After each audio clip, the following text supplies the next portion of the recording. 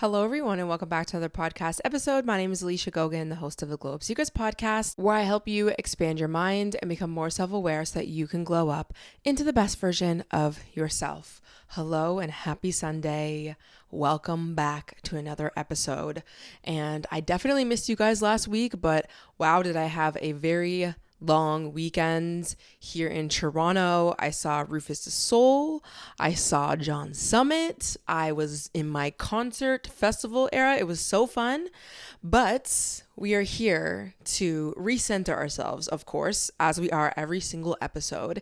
And recently, I've been finally committing to reading the text A Course in Miracles. And I actually highlighted something that I want to discuss. And this is going to open the can of worms of the topic for today. But what we're going to be discussing today is really all about how to move from lack and feeling like there's no blessings and really a state of stress and unsafety, and really move and tune into our blessings that are quite literally all around us. Now, I know some of you might want to know what A Course in Miracles is, and I will link this text in the description if you're interested.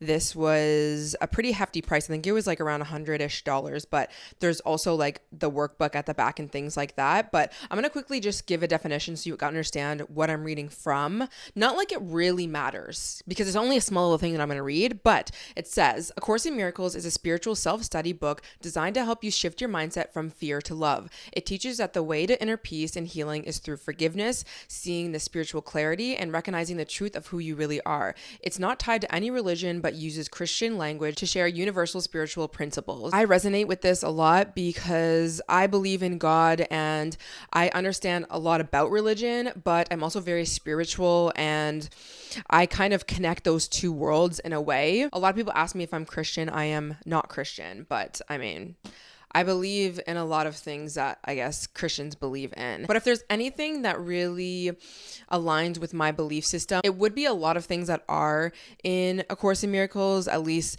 this is the closest thing that I have come to. There's also other things. I talk about the Hermetic principles. I also talk about just the universe and manifestation and things like that. I think that this text does a really good job at kind of like covering all of these things as I learn and move through this world. So anyways, there was a section in this book and it's on page 10 actually, and it's talking about miracles. And the way I think about miracles is essentially blessings, like, anything that is going to make you be not only happy, but feel like you are safe and abundant and you are just protected. God, the universe, whatever it is that you believe in is here and it is creating a path forward for you. And it says, miracles arise from a mind that is ready for them. And that really stood out to me because I think throughout my entire life, I have not been able to see even some of the biggest, amazing, most incredible miracles / blessings in my current reality based off of me living in a heightened state of stress. And it's very understandable why I was like that. It was very hard for me to see those miracles and see those blessings. But I've seen patterns in my own thinking and moving through the world where I am waiting for blessings as if there's not already blessings in front of my face, or I'm focused on all the things that are going wrong when there's actually so many things that are going right. So if you are somebody who tends to focus on the lack, scarcity, you're worried all the time, you're wanting to feel better, you're wanting to feel safe in the now, then hopefully what I'm going to speak about in this episode will help. But coming back to what it says in this text, how miracles arise from a mind that is ready for them, all we need to do is prepare our minds to see what is already here. And so let's talk about how we can prepare our minds to see the blessings and see the good and even seek out the good. And the first thing is You really need to see when you're doing this, and you need to remove the magnifying glass that you put on your current problems. When you are in a state of lack, when you are in a state of unhappiness, you're not fulfilled, you're feeling like you have no blessings, most likely you have this invisible magnifying glass that is currently on one specific area of your life or that one problem, and you cannot see anything else. But what I've always worked through and I've seen within my own focus in my life is that it's not that the problem is not there, but I really am holding this magnifying glass up to something that is making it not necessarily bigger than it already is. It could be really big. It could be really stressful, but it does take my awareness away from the fact that there are other things surrounding this problem that are going well, or at least aren't as bad as what is currently being magnified. And this is the thing. This practice is not about pretending the problem doesn't exist, which is why I feel like some of us don't do that. It's like, well, I'm not going to pretend like my problems aren't there. It's not about that. But in order for you to be able to handle the problem, you need to not be in such a heightened state, aka being in a dysregulated nervous system, you being super, super stressed. You're never going to be able to get out of a problem or find clarity when you're constantly worried and worried and worried and worried and worried. And that is exactly what's happening when you are living in lack and when you are living in scarcity and you're worried all the time. You are in a dysregulated nervous system. You are afraid. And so when you can find cues of safety around you, it is going to help you not only calm down, be able to deal with the problem, but also that you are going to be able to see the other blessings that are already around you, which will help, again, the problem in itself. And the way I like to look at it is, you know, when you see like a road map or even just a map, right? You know, countries and states and provinces. I live in Canada, so provinces. When I am looking at this one piece of paper, I live in Ontario, so maybe right now my magnifying glass is highlighting Ontario and that's all I see. But if I move away the magnifying glass, I will see that there's all these other provinces that are surrounding me right now. And there's all these roads and there's all these cities and there's all these places around me. And that is the same thing that happens with our problems.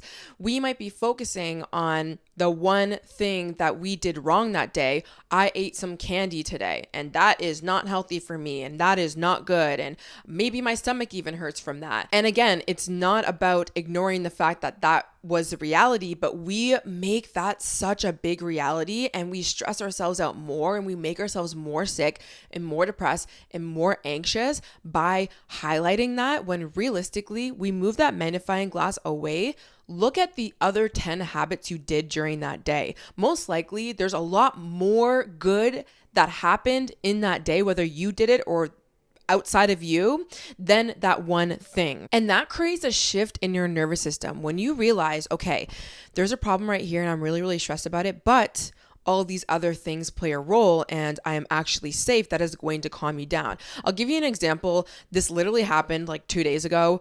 I am going to a cottage this weekend. So when the episode is out, I'll be at a cottage and we can't bring Theo. So we need to find a babysitter, a dog sitter, same thing. Essentially, he's my little baby. He's under me right now. If you're watching on YouTube, he might pop up eventually, but we needed to have someone watch him, and we've been kind of like asking people here and there. I mean my boyfriend and I, and there was a few people that kind of fell through, and then it was getting down to like literally this was happening on like the Monday, the Tuesday, and now I'm kind of stressing because I'm like, who's gonna watch him? I also don't feel comfortable with just anyone watching him, right? Like it needs to be someone who wants to have the dog for the weekend, who can deal with a puppy, all of these factors. Okay, sorry, I had to stop what I was saying because Theo was moving.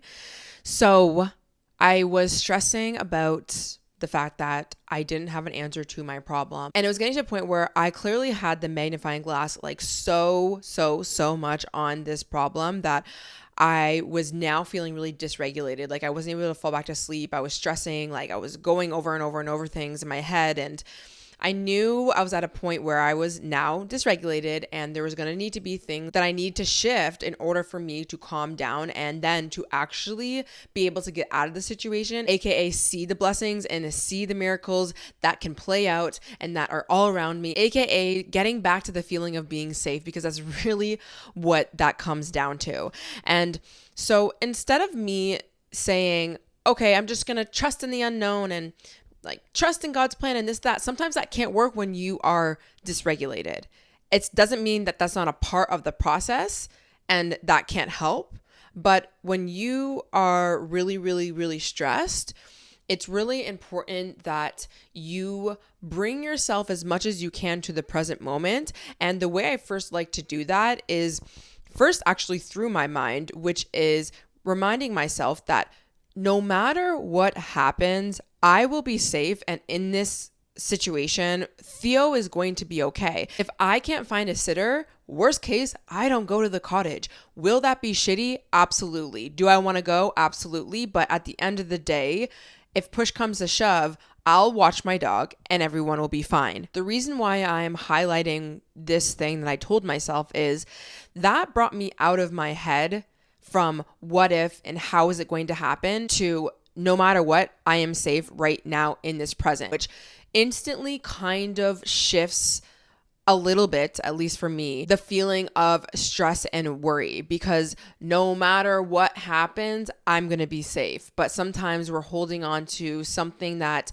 we can't even materialize yet. It's very abstract, telling ourselves, well, it'll work out somehow. Well, it's like how? Like literally how? And sometimes we don't know how. And so instead of trying to figure out how, we recognize the problem and we say, you know what? No matter how it ends up, I will still be okay. Now, there's a few other things that I want to talk about when it comes to somatic work and bringing yourself to a calmer state, which will allow you to then see so many blessings that are already around you. And even if it's not seeing, you will have an idea of the next best step to take, which sometimes you can't take that and you can't even think that up when you are in a state of stress. Some of those things look like guided meditations. I really rely on guided meditations when I am super, super in my head and I'm stressed and I can't find the answer and I'm worried, because I can find meditations that literally focus on stress and worry or perfectionism or self-love or relationships, anything. You can find them on YouTube. I'm always speaking about the mindful movement. They have really good guided meditations where it's a mix of the affirmations you need to hear when you are stressed out, like the words that you need to hear, but also bringing your awareness back to your body in the present, in that you are safe right now. Coming back to the fact that you have a heartbeat, you can feel the air. Can you feel your chair holding you as you sit here right now or wherever you are? Can you feel your feet on the ground? Can you see objects around you? Can you hear? When you bring your awareness back to your body and your senses, it will allow you to feel more calm. And that is where we are really dying for that safety. Sometimes we're not going to find it in those abstract things, the ideas of how things are going to work out or the future or the past or worrying.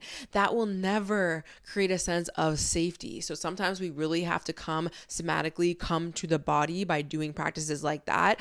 Another thing I love to do is having a journal practice, especially when I'm in a heightened state, emotional, stress, whatever. I like to allow my emotions out, allow my thoughts, my feelings out, and really work through them that way and speak to myself as if I almost have like my best friend who is really there present with me. Because sometimes maybe you don't have someone that's there present with you, but that's the thing that you might need at that moment. You can also connect to God during this time. I think that this is very helpful because, again, it's really bringing you into safety when you do these things. Also going out into nature and moving your body, like getting up out of whatever situation that you're currently worrying about and moving can completely shift things for you. And even doing things like breath work can be very helpful during that time. And when you regulate yourself a little bit more, when you get more in a calm state, your body, your mind will also start to open up and you will see the blessings and you will feel safer within your own life. It is really hard for you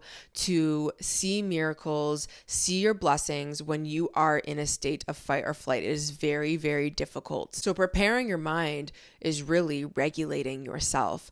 And so if you are wanting to see more miracles and have things work out better and be more in abundance and move from that state of lack and scarcity, it really comes down to moving from a place of fear and residing in that fear, the fearful thoughts, the fearful actions, and moving into a place of love and safety. And how you do that, again, is you take away that magnifying glass and you see, you know what? Actually, I will be okay even if this problem is still here, right? I will be okay even if I can't find Theo a sitter. Or if you're hyper focusing on a decision that you made that's not the best. I ate like this today.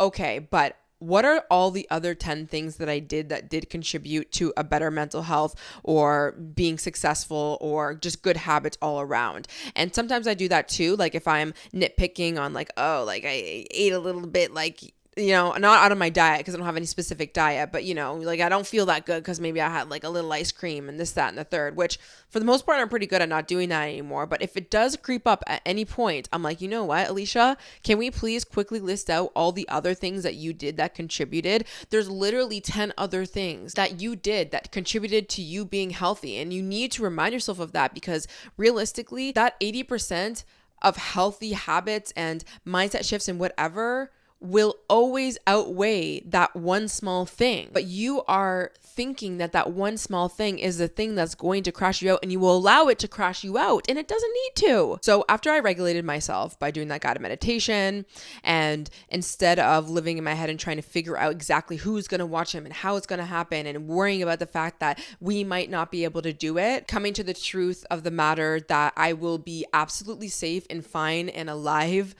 even if this works out completely not the way that I want, because I am resilient. I moved through that state. I went to sleep. I woke up, and then I started thinking a little bit clearly, and I took the action that I needed. For me, I ended up actually posting on my stories. I asked a few other people, and then it was so interesting because in the morning, my boyfriend and I were talking, and I was telling him, like, I was communicating that, you know, like, I am actually getting a little bit stressed about this, and I don't like that it's last minute, and like, you know, it's crunch time type of thing. And he's like, don't worry, we'll figure it out. Like, we're gonna work on this, whatever. I instantly had a thought of this one couple that we didn't even ever discuss or think about. And it's crazy because as soon as I was going to text him about it, he's like, babe, I have an idea. And then I was like, oh, like, what's the idea? And he's like, I'm going to ask this couple. And as soon as he said that, I was like, I was literally just going to message you that. And it's crazy because at no point did I think about them, but this couple would be perfect. Like, it just like naturally made sense. And it felt really good to me when it came to like, who is going to watch my dog and who will I feel safe with doing that. And so he asked them and they said yes, no problem. And that brings me back to miracles arise from a mind that is ready for them. In my opinion, that was kind of like a miracle because I didn't think that was going to happen. Like, I had no idea that that was going to be the way, or that was going to be the person who would, let's say, watch Theo. And I actually made an Instagram reel about this same thing from the Course in Miracles. And I said how sometimes we block our own blessings because we are so attached to one certain outcome, and every other outcome we don't want, or we're so attached to it that we can't even think about another way.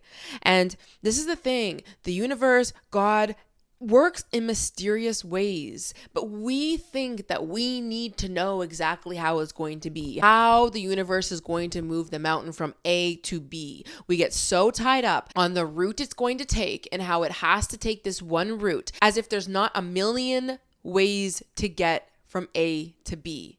But we are closed-minded, but also we are limited. Okay. And that's why it's really important for you to allow yourself to open up to different possibilities. But this is the thing. Sometimes we get caught up on what that alternative will be. And this is where I do think it's helpful to just be like, you know what, let go, let God. You don't even need to know that second way of doing things. All you need to understand is there can be a possibility, but while that possibility is being figured out, let's work on bringing our nervous systems back to a state as much as we can of rest and digest, which is the opposite of fight or flight. Let's try and calm ourselves down. Are we alive? Yes or no? Can I feel my heart beating? Yes or no? Is the chair holding me right now? Yes or no? Can I feel the air on my skin right now? Yes or no? Am I breathing right now? Yes or no? Will I be safe no matter how this pans out? AKA, will I be alive? Yes, I will. The more times you do that and the less times you focus on everything else, I promise you will find the clarity because you will be grounded. And this is what I mean by the next day, I had some new clarity and I didn't know where that was going to come from until I regulated myself. Now, I want to talk about like the maintenance phase because I think in life, we're going to need to learn how to continuously ground ourselves and regulate our nervous systems. And now I already talked about a few things. Having a morning practice is so huge for me. Connecting to God, connecting to my highest self, which is really through the Holy Spirit in that way. But regardless, connecting to anything that is going to remind you that you are safe. And that is what morning practices do for me. When I connect to the word of God, when I connect to my highest self that knows she's lovable and worthy and that everything is going to work out, and being able to even speak those words of affirmation into myself, that makes me not stress so much. I don't go through the day being like, oh my God, how and when and why, because I trust. I have a lot of trust because I've grounded myself. So that is really, really important for me. Like I said, going out into nature, I find doing that in the morning and not listening to a podcast, not listening to music, just being one with nature can really, really help bring you back into balance, bring your nervous system back into a regulated state. And I promise you, you will also find so much clarity from those times. I've previously spoke about this on an episode when it comes to letting go of vices. When you are masking your problems with smoking, alcohol, unhealthy relationships, overspending, overconsumption, social media, it's going to be very hard for you to be able to see the good that is all around you because you're numbing yourself. Another thing that's really important that I have really had to learn to do is to communicate my needs and to lean on people, because as much as we can do that inner work, the mindset work, the regulating our nervous systems, nothing beats you being regulated through another nervous system. And I know it's difficult because you might be around people who are not the best support, but realistically, you communicating the best you can with the people around you who hopefully love and support you or want to be there for you can do so much for you, because you get out of your own one-mindedness and you get out of this identity that you are separate from God, separate from people, separate from everything, and you move into connection, which is what your nervous system needs. That's literally what you need. You need to feel safe, and how you feel safe is human connection, is being like, I'm not going to be in this alone. Even if we don't have an answer, you and I are going to do it together. I promise you, it helps a lot. So doing your best to communicate your needs, you know, if you're in a relationship, like for me, I told my boyfriend, like, I understand what the situation is and that we really don't have the answer yet and we're trying to figure it out. But I did express that I am stressed a little bit, babe. Like I am like, you know, I'm a little bit crashing out right now. And that actually did help me a lot because he was able to kind of like put a step in his game a little bit to kind of figure it out. He was figuring it out, but he also just reminded me that I am safe and everything's going to be okay. And I think that it's very important also to have that support from other people as well. I also think it's actually really important for you to have boundaries with people, places, and things.